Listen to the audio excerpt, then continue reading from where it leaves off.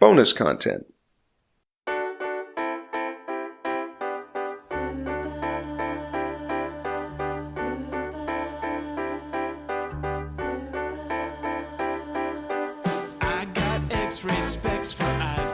Welcome to the Heads Up Poker Podcast. This is Steve Barton, and thank you for tuning in. It's been about maybe 4 days in my world since we recorded the Clayton Fletcher episode, and I've had a couple developments since then that I thought was worth throwing out a podcast in addition to before we get to next Monday, a week from now. One is Mailbag. I got an email I wanted to read, and I couldn't really fit it in on the Clayton episode. And another one is a 6-4 spades update. So you guys can probably guess what this is about. I want to start off by saying that this was my fault, and I never should have signed up with 6-4 spades without having a good working knowledge of who the owners were, what their business plan was, how everything on the back end worked as far as tracing the Rakeback and all of that. This has been pretty humbling for me, and I really want to apologize for this. I've learned a lot. Next time I will know the owners on a personal basis, and I will make sure that we have a clear line of communication. And I'm also going to get with their tech guys and make sure that we both understand how the Rakeback works and that I'm reading it correctly. So, I got an email from a listener, and he said that he was having withdrawal issues. He said he put in for a withdrawal 3 weeks ago, and he has emailed them asking them what happened, that, he requested a Venmo withdrawal, and he hasn't heard anything. I also requested a withdrawal about 2 weeks ago, and I still hadn't gotten the check in the mail. So I gave the owner a call yesterday morning. And he said that, okay, there's 4 options that you can withdraw from on 6-4 spades. There's PayPal, Venmo, Skrill, and MoneyGram. PayPal, I guess, isn't working. He told me that he's able to use his buddy's PayPal account, and as money comes into that account, if people request that they want to get a cash out via PayPal, then as money comes into that PayPal account, he can pay them out through there. He also said that the Venmo, I can't remember the reason that the Venmo wasn't working, but he said Venmo also isn't working. And I said, well, you gotta email my guy back and let him know that Venmo's not working. And he said, well, he should have gotten an email back saying that Venmo isn't working. What other method would you like? And I said, well, I'm looking at the email thread that he forwarded to me, and I don't see a response in here. And that's when he said, well, I hired a guy full time to do my emails. There should be a response. We have a 100% response rate. I'm like, okay, well, maybe you need to hire someone else. Maybe one guy's not enough. And, it's too much work for one guy. I don't know. But all I can tell you is I'm looking at the thread here. I don't see a response. And my guy didn't see one either. And I told him that, this happened 6 weeks ago. And it was hell to get paid, and after talking with you on the phone for half an hour, I got the impression that this was a glitch in the matrix, and you were going to get it sorted out. And here, 6 weeks later, and nothing's changed. Issues that I had 6 weeks ago, I'm having again, and so is one of my guys. Nothing's changed. The problem hasn't been solved. You're really not convincing me here that I want to stick with your site, and so I let him know that this just isn't going to work out. And, so we're basically parting ways. I wanted to let you know that I'm done with the site, and by me leaving, your guys' Rakeback is going to go away.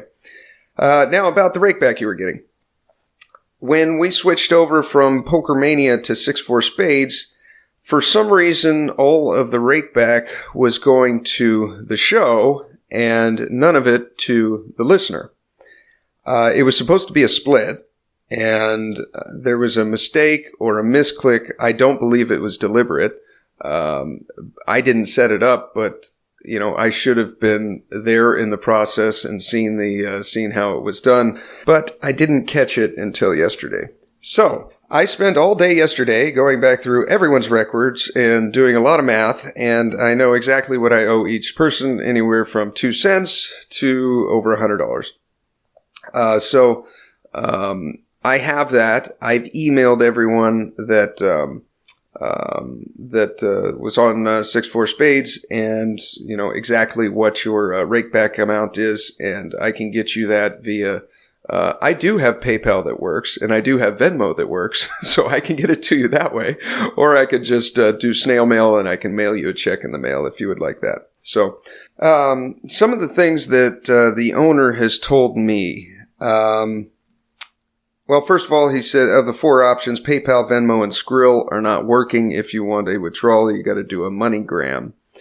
Now, when I requested the MoneyGram over 2 weeks ago, it had just been saying pending that entire time. Then when I texted him and ended up calling him, he said that it still says pending, so he's going to send out a FedEx check in the mail. And then when I asked him, I'm like, well, why is it so hard to get a hold of you? Why didn't you call me back? And he said, well, I've been in a 16-hour tournament yesterday and I just didn't have time. And I'm like, well, see, man, this is the same thing that we went through 6 weeks ago, because while you were off playing poker, all of a sudden there was no cash outs and this whole side of the business just fell apart while you were gone. In 6 weeks, you should have gotten a system in place so that this shit doesn't happen. When one guy leaves or goes on vacation, this side of the business doesn't just fall apart. So, I just want to be honest with you guys, and I want to let you know exactly what I found out. And this has been a real learning lesson for me. I should have pulled the plug 6 weeks ago when it first happened. I believe that everyone deserves a second chance. And, but you know what? Sometimes you just know. And, yeah. So, withdraw using a MoneyGram. If you guys want to continue to play on there, then go ahead. But, I'm out. Let's see. I got an email after one of the cash outs. It's from Tom. He says, Steve, thanks for being honest about it. I hope you get your check in the mail.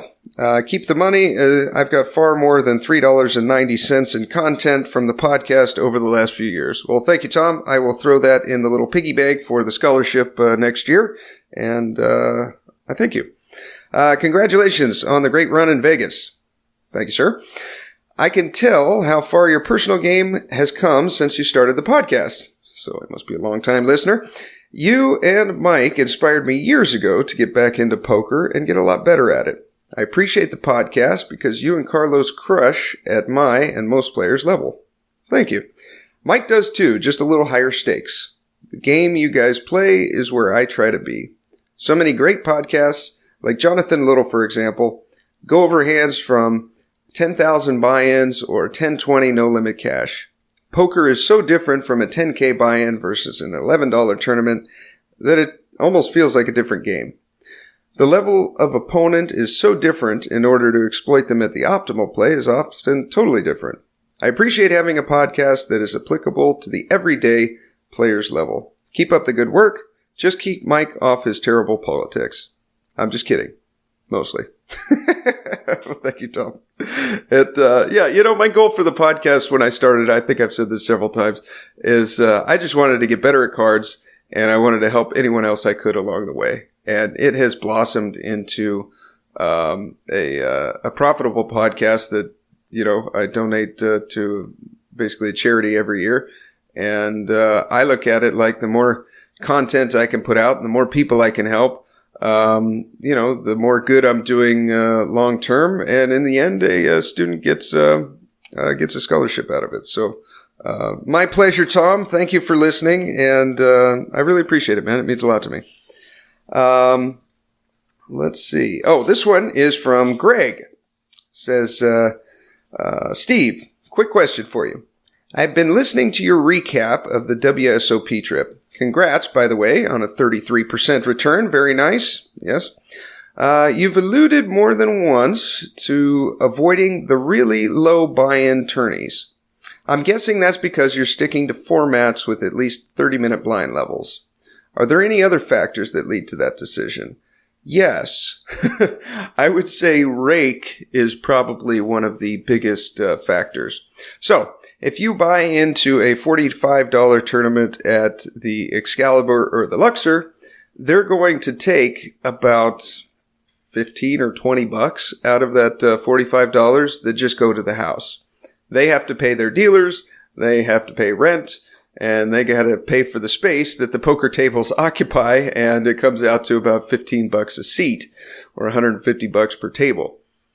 So, in theory, it costs the same amount for a casino to put on a $45 tournament as it does for a $200 tournament.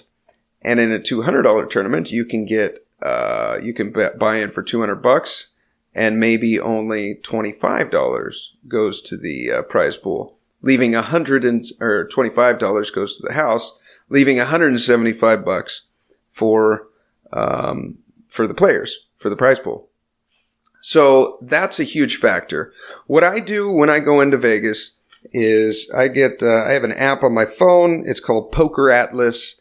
And it's got all the tournaments, by exactly what time they start, the blind structures. When this program first came out several years ago, the accuracy on it was probably 80%. But in the last 2 years, I haven't found an error yet.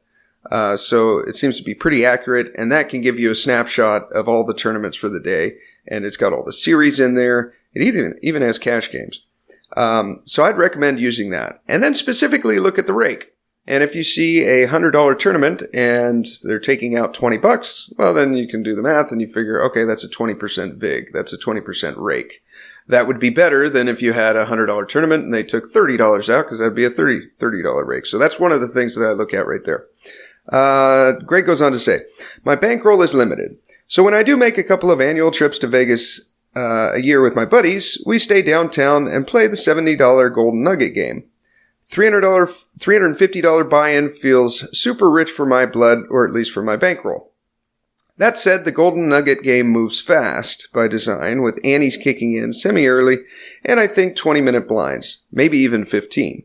Suffice to say, one better hope for some solid opening hands early, or it's short stack time in no time. All the best, Greg. Yeah, so basically, I just wanted to take a few minutes and kind of go over my plan for when I go out for a series like that. Like I said before, have a bankroll in mind, and whatever limits you're going to be playing. I was in the $70 range here just a few years ago, and I'm moving up. I hope in a few years I'll be regularly buying into 1Ks. Yeah, know what your average buy-in is, and then shoot for that super low Rake and long blind structures. You want to see as many hands as possible. You don't want to play as many hands as possible. That's a quick way to bust. You want to see as many hands as possible, because the more hands that you can see, the better your edge is going to be. You're going to be just the fact that you listen to this podcast and that you study the game and you are trying to get better at poker, you are going to be better than your competition at a $70 tournament, Greg. So the edge there is finding a $70 tournament that has the lowest Rake with the longest blind structures. And at that point, just make good decisions. Know your stack size, know your shove ranges, know your calling ranges, and 3-bet the shit out of people that are opening too much. All right? When it does go quick like that, it does take away some of your edge, because theoretically, if we want to get into game theory here, for every hand you see, you're gaining chips.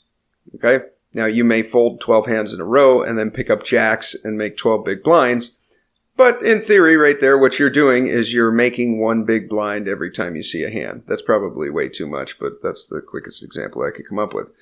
So you want to see as many hands as possible. So if you can find a tournament that has, 20-minute blind levels instead of 15, then you probably want to play that one. You're going to have to do a little guessing game there with, well, this one has 15-minute blinds and this one has 20.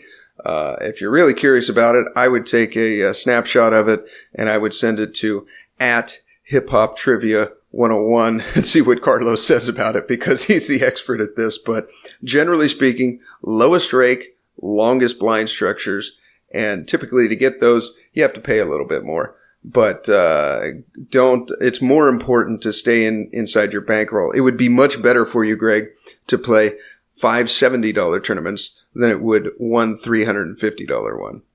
You spread out the variance. And the competition at these games is so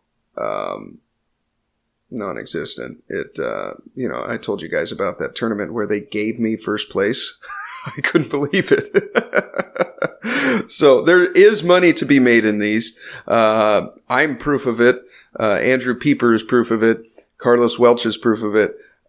It's just, just pick the ones with the longest blind structures and the lowest rake. If you can fulfill those two things, that is going to leapfrog you to success.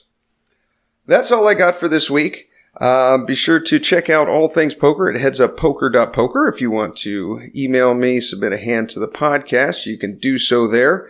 I've emailed everyone that had money on 6-4 spades, so check your email. It'll be from the podcast email, headsuppokerpodcast@gmail.com. I've told you exactly what your balance is on 6-4 spades, exactly what Rakeback I owe you, and I give you details on how to get that. Thank you for tuning in, and here is your weekly motivational speech. Give up something to get something. You must fail 100 times to succeed once. You only learn when you fail. When you fail, it's okay to get depressed. It's okay to cry. It's okay to go home. But eventually, you have to get over it and move on. The greatest people who've ever walked this planet constantly had setbacks in life and failures. Constantly. Most people stop at failure. We've all failed at things. I'm going to continue to fail at stuff. It's the most powerful tool you can use, but it all depends on how you use it. It's that drive inside of you. It's the fuel that burns you like something that's never burned inside you before. It's about how hard you can get hit and keep moving forward, how much you can take and keep moving forward. That's how winning is done.